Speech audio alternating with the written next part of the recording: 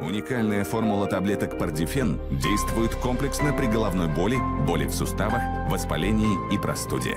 Пардифен. Не дай боли ни одного шанса. حیات اساسی ایران در اکرانوی شما قرار دارد اشکان ترابی رقم 3 ابوالفضل غرم 20 توفیق حقپور و 23 باشد احسان خیرد دوستی مهر است. قرقیزستان در زبان رقم 16 دانیل این بازی میتواند بلند چه مساوی به انجام رسد و در عموم بازی جالب رو انتظار میشویم از ضربه کنجی است که بازیگذاری میکنند ایرانی ها. باز هم بازی خوبی عبدالله هزاری را میبینیم و داور پنالتی تعیین میکند.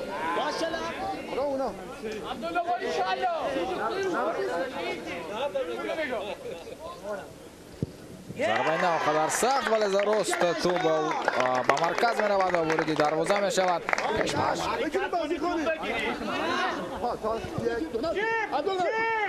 پس به مرکز توجه میکنیم به ادامه هجوم ایران.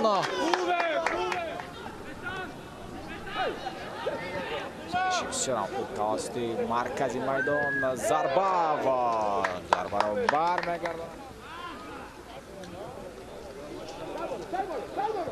پس به مرکز ضربه و گل. حساب 2-0 می شود. دیگر رو شده میکنیم و در گزارش این دفعه در همان موقع قرار میگیرد و ببینید چگونه فلوبازی با سرعت است و ضربه نوبتی و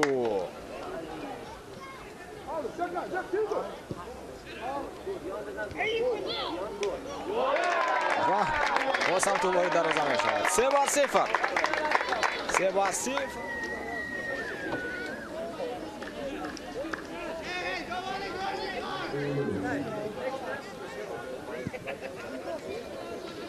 پس بعد داخلی داریم مگو یک ضربه بسیار هم خوب و گل.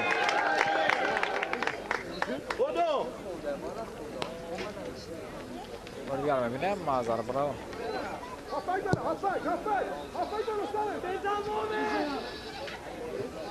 بلوچ نه این دفعه اون نیست و اکنون موفق می شود که توپ را وارد دروازه کند و این توپ را قبول کرد. دروازه‌بان ولی بعدا در ضربه ضربه بسیار هم خوب بود. ادامه می‌یابد هجوم ضربه و توپ باز هم وارد دروازه می‌شود. 6-0 کنار راست دروازه روان کرد و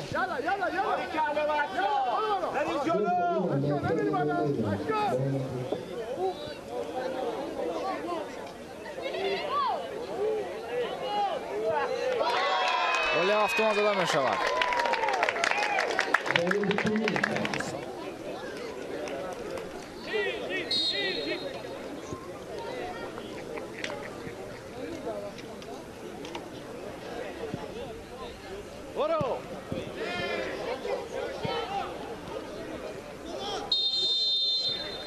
به انجام می‌رسد بازی ایران و قرقیزستان با حساب 7-0 منتخب ایران پیروزی به دست آورد و اولین امتیازهای خود را در اساسیاسیون